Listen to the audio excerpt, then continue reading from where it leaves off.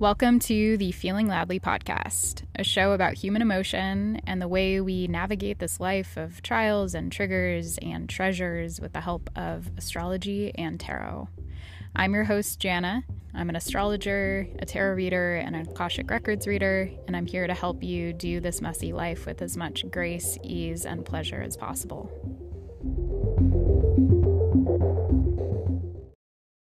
Hello and welcome to day 2 of our 22 Days of Tarot podcast series. Again, this was very spontaneous and I'm just excited that I made it to the microphone again today and it's still feeling good.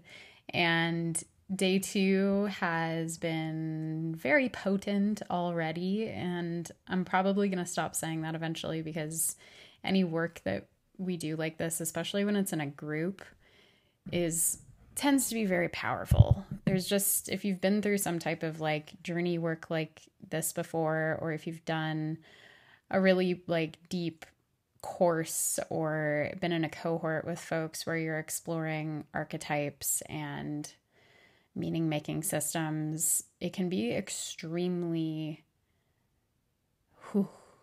like awakening. It can really deepen you into parts of yourself and parts of life that otherwise might escape your attention, because there's a certain level of focus and intention that goes into the process. And when you have multiple people that are focusing on the same thing and working with similar intentions and similar questions and prompts, you can create a lot of magic. And today's card is the Magician, and that is very much in the spirit of the Magician.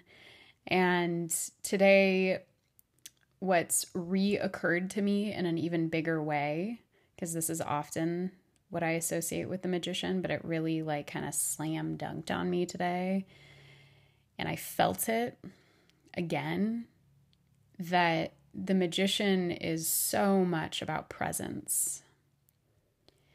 And I was doing my morning meditation this morning and the message was about presence. And this was before I sat down for my daily tarot practice. And one of the things that I was listening to the Headspace app, and one of the things that the guide was saying was, are you thinking about your thoughts or are you experiencing them? Are you experiencing the sunset or are you thinking about the sunset? And in the course of that meditation, I was feeling really distracted. My head was kind of all over the place. My schedule was really feeling wonky after daylight savings yesterday. And then I woke up late, and so my routine was a little bit different. And I was having trouble getting present. Like first during yoga, I was just distracted and I was like paying attention to the morning light and thinking about how a million different things. And then I got to that meditation and I heard those words and I was like, okay, yeah, presence, like let's try. And then I went to my altar to do my little morning altar work, and I pulled an oracle card from the Offerings Oracle by Caitlin Grania, which is an amazing oracle deck that helps you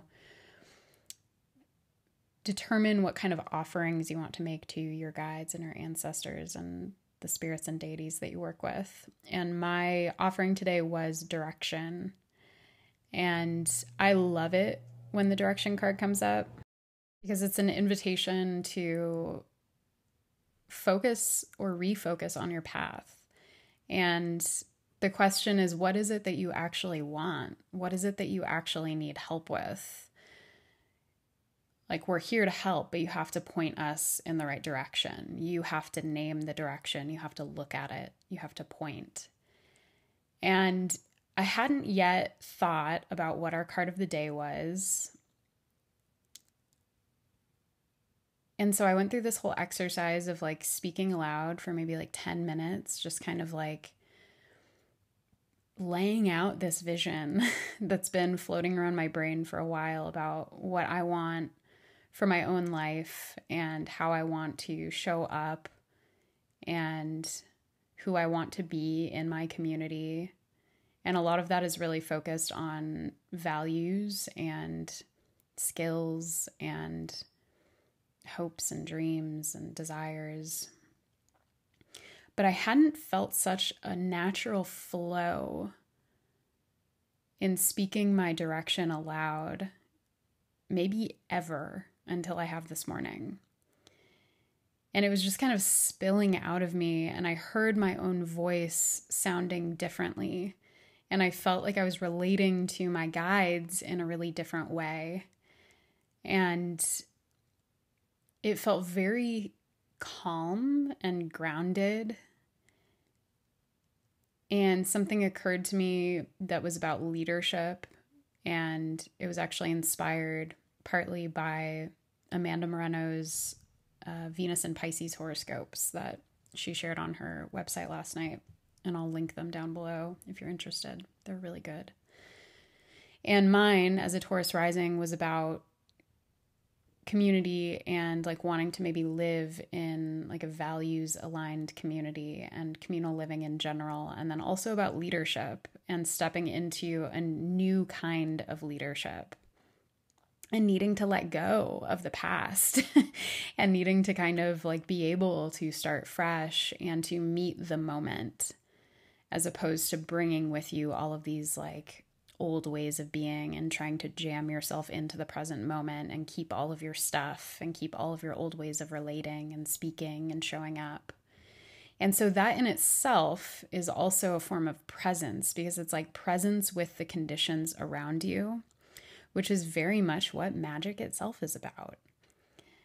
When you think about magic, and if you're a witch, if you're a magical practitioner of any kind, if you relate to that word and identify with that word, you probably have some kind of relationship with presence and with intention and with moving with the shifting tides of the moment and kind of a need to embrace what is. There's a necessity in magical practice of taking stock of the current conditions, of the supplies that you have available to you, of your energy levels, and orienting yourself toward that and then allowing energy to flow through you. And in some ways, you are the source, and in other ways, you're not at all the source. You're channeling it through you. And the same could be said for a lot of wisdom and gifts and skills. And again, before sitting with the magician today, while I was speaking aloud at my altar, this direction and this vision, I had this feeling of like, let me receive the beauty and magic of my own gifts while not being attached to being the source of them. Let me be in awe of what passes through me without that becoming an ego attachment. Let me appreciate what I create without seeing myself as the ultimate source of that creation. And it's both. And Mercury is the ruler of the magician, or it's associated with the magician. And Mercury is duality. Mercury moves between light and shadow, and there's a sort of like, not amoral, but almost like there's a sort of moving with what is and being able to see it all with eyes wide open. And in many ways, that is the continuation from the Fool, is this moment of beginning and ending and beginning and ending and starting fresh and having everything and nothing all at once. And then the magician often picks up the wand and says, what is here now? What can I help create with what is here now? What do I need to focus on? And in order to do that, you have to get present. You have to assess your environment. You have to assess the conditions, and all of that stuff I just mentioned as part of that process. And so I go through this whole thing-a-ling with my guides at my altar. And then I sit down at my little divination desk to do my daily practice. And I work with the Akashic Records every day. And so I opened the records, and the first image that I got was this sort of like antenna like buoy that was in the ocean, in the middle of the ocean. Similar imagery to yesterday, except not a plank of wood, and I wasn't floating on it. I was just looking at this sort of antenna like buoy in the middle of the ocean, and thinking about how this antenna was picking up on signals around it and also shifting with the tide. It's not like it was a pillar that was built from the ocean floor up. Like, it was on the surface of the water. It was moving with the water and picking up on the signals around it, very much like the mind, very much like Mercury. And it also... Oh, that's another tangent. Let me stay focused. This is the whole point. So then I turned over to the email and the prompt, which was about creation. And I heard illumination. What am I creating? I'm creating illumination.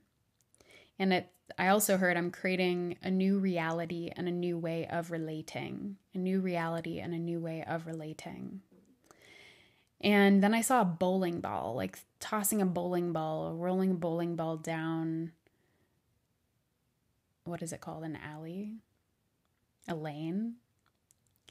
And then I saw this little toy, and I don't know what it's called, but some of you will probably know what I'm talking about. It's when you have like rods, and then there's a metal ball in the center of those rods, and you're supposed to like nudge the ball along without it falling between the rods. And it requires working with tension and working with this instrument that's in your hands and applying just enough pressure to get the ball to move, but not so much pressure that it like speeds ahead and falls off. And then I had this image of, I'm ironically having trouble with words as we're talking about the magician and Mercury. Then I saw that yard game where you have the sacks and you toss the sacks and you want to get it like to a certain point, but not too far. And it's all about focus and wielding your power to the right degree, but not over asserting, not pushing too hard. And it's this sort of like manipulation of an instrument or of power, and a measured approach, a measured amount of pressure that gets you the results that you seek. And so I had this image and I had this feeling of needing to get it this far, but not too far. And then I picked up the card. Maybe I was already holding it at this point, but I picked up the card and I felt a lot of pressure in my left hand. Just this like impulse and pressure. And then when I opened my eyes, I saw the magician from the Portals deck, and it looks almost exactly like that little rod thing with the little metal ball, except I see a triangle that looks like a path that's pointing away into the sky, into the galaxy, getting narrower as it proceeds. So it looks like we have that depth perception with the wide edge toward us and the point far away. And it's the planets that are lined up, 4 of them. It looks like Mars, Venus, Mercury, and that might be the moon. And Mercury has a circle around it. And Mercury is, interestingly, the planet that's at that point of tension, where it's getting squeezed and it's just about to move. And it just felt like this directional focus, exactly that, this directional focus, this point where you place your attention and how you assert or how you kind of press on that button or wield your power in order to create motion and movement and results. And then, and I went through some more brain stuff that I can't really call to mind right now, but it again brought me back to presence. And then the intuitive prompt was bibliomancy. And so I went and I was called to this journal that I have that a friend of mine gave me years and years and years ago. And I thought that there were a whole lot of entries in this journal, but when I flipped through and I opened up to a random page and I put my finger on the page and I opened my eyes, it was a completely blank page with no entry on it. And that felt significant. It was like you are creating a new reality, so the page has to be blank in many ways. You're starting from scratch, and in many ways, presence itself is starting from scratch. You may have an instrument, you may have a pen, you may have all sorts of knowledge, but the way we create is sort of at times by tossing out what we already know so that we can begin again. That continuation from the Fool. The Fool now has an instrument to create with. And so I wasn't totally satisfied. I was like, okay, that's cool, but I actually want a passage. And so I did go and pick up a book, and the book that I picked up was one that I grabbed a few days ago and placed on my desk, and I wasn't sure why. And even this morning I had walked by it and I was like, I need to put that book away. Like, why am I just having it sitting here on my desk? But it was exactly the right book. It is Etc. by E. Cummings. And significantly, this book I've had since I was a teenager, since maybe like 15 or 16. And the pages are all like worn and yellowed, and the cover is sort of peeling. And a bunch of the pages are earmarked, and they have drawings all over them, and it's underlined. And it's just this book that's been so well read and so well touched and created from. And this book of E. Cummings' unpublished poems is actually the book that inspired me to start writing poetry. I don't know how it found me. I think I was wandering in like a Barnes and Noble or something as a teenager, as a tween. And I came across this book. And I think I liked the cover. It has a big red E on it with a black background, and the E is so enlarged that you almost can't see what it is unless you zoom out and really appreciate it and like look at it and perceive it. Magician. And I later got a tattoo that says Etc. on my side because this book was so inspirational to me. And so anyway, none of that occurred to me. I just was like, oh, Etc. is here. Let me open it up. And so I flipped over into my page, and the passage or the poem that I landed on is from April 1916, Hokku, Hokku, number 25. And it says, I care not greatly should the world remember me in some tomorrow. There is a journey, and who is for the long road loves not to linger. For him the night calls out of the dawn and sunset who has made poems. So I got this blank page first, and then I got a poem about making poems. And the opening line of this poem, I care not greatly should the world remember me in some tomorrow, because tomorrow isn't here. It's present with the act of creation. It's presence with the act of creation.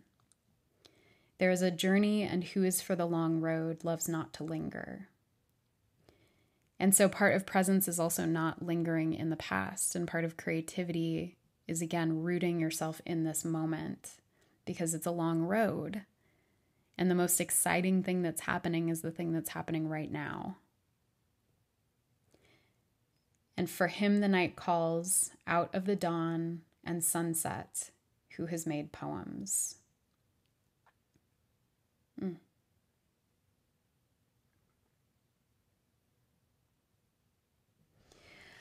Oh my gosh. So I was really like struck by that. And the call to write, very synchronistically last night, I posted on Threads about my own journey with writing and speaking and how I, for most of my life, considered myself a really awful communicator. I thought that I was a really poor verbal communicator because I often stumbled on my words. I had trouble expressing my thoughts. I felt very insecure about my ability to articulate myself verbally, and I felt very shy. I was a very, very shy child, and so speaking for me was difficult, but I lived in books and I wrote all the time, and writing has been very important to me for most of my life. And I had this strange complex around speaking because I often felt like people had judgmental reactions to my speech or wanted me to speak faster. I have a natal Mercury retrograde in Taurus in the 12th house, so it's not the easiest placement for just like fluid verbal expression unless there's time and space and presence that's given. And that's not always the case, right? We live in a world and there are timetables and people want to move fast and we want to get ahead and we want to rush and we want to finish the sentence and we want to put a period at the end. And that's just not how my brain works and that's not how my Mercury works. And so I got this complex that developed from feeling rushed all the time and from feeling like I had to spit out words before I was ready. And like I couldn't truly chew on them and give myself the space to process and to hear the question or read the passage. And even just now, I felt that rush on the final line. I wanted to linger and I wanted to go into silence for a little bit and like say how it landed for me. But then I felt pressured because I didn't feel it coming to me as quickly as I wanted it to. And magician work for me has been giving myself the spaciousness and the time to express myself. And that's where the magic happens. It's easy to miss someone's magic if you don't give them the time to express it. And it's easy to miss your own magic if you don't give yourself time to express it. And that for me was a huge ache for a really long time and still does come up. I still feel it at times. And that's why partly time in silence and time expressing myself behind a microphone has been really powerful and healing for me and has helped me come to witness my own gifts. And then again, I'm brought back to the messages from my morning practice and from E. Cummings. It's not about being remembered for what you create. It's about being present with the act of creation. It's about the process. It's about setting your sights on the direction and then allowing yourself to move with the present conditions. And a lot of that has to do with control, like relinquishing control or seizing control and finding that perfect balance, or not perfect, but finding that balance where you're working that metal ball down the rods and not applying so much pressure that it spins right off, and also not completely dropping the rods and dropping the ball. It's working with it, working with the instrument that you have. And for me, that's meant working with my Mercury, working with my mind, and not applying so much pressure that I spin out and I lose myself and I drop the ball. And also not completely letting go of the pressure, because the pressure is what fuels creation.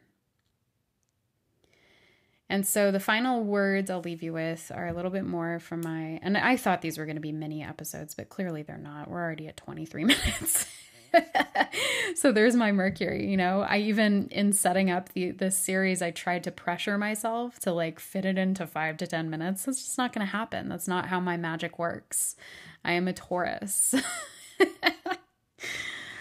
Anyway, so I want to leave you with a few other kind of oracular messages. The first was the song that I got. Actually, no, it wasn't the song. It was my oracle card for the day, which was gratitude. And pulling from the Modern Nirvana Oracle, gratitude. Let me see if I can just find it and read a passage to you. I won't read the whole thing.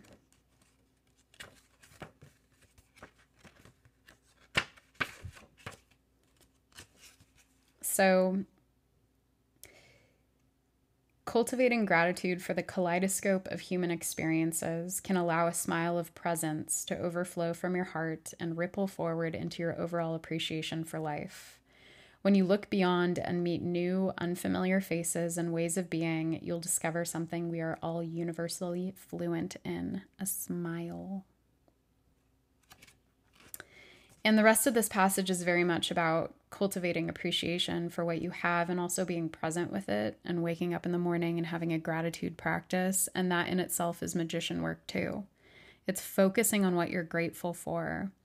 And there's that old little, like, I don't know if it's an adage or a saying, but where the attention goes, the energy flows. And that's it. Where the attention goes, the energy flows. Where you point your wand, where you direct your attention, where you focus your eyes, you can magnify that and you can multiply that. And that is magic in itself. My Spotify Mancy or Shuffle Mancy song today was Lovely Day by Alt J. And this came on right after I read the gratitude message about having appreciation for the moment and appreciation for what you have and the beauty all around you. And I will read the lyrics to you. And again, I'll link the song down below. I haven't watched the video yet, but I suspect that will have some extra oracular messages for me. So it goes, on the nightline, when I wake up in the morning light, sunlight hurts my eyes. Something without warning, love, plays heavy on my mind. Then I look at you, and the world's all right with me. Just one look at you, and I know it's going to be a lovely day on the nightline for the nightline. When the day that lies ahead of me seems impossible to face, when someone else instead of me always seems to know the way, then I look at you, and the world's all right with me. Just one look at you, and I know it's going to be a lovely day on the nightline for the nightline on the nightline. I will leave you there. Thank you for following along with me on this little journey. I'm having a lot of fun with this, and I hope it's resonant and landing for you all. But even if it isn't, you know what? I'm enjoying it, and it's about the act of creation. So there we go. Love to you all. Happy Moon Day if you're listening on Monday when this is released, and I hope to talk to you soon. I literally will tomorrow. Bye.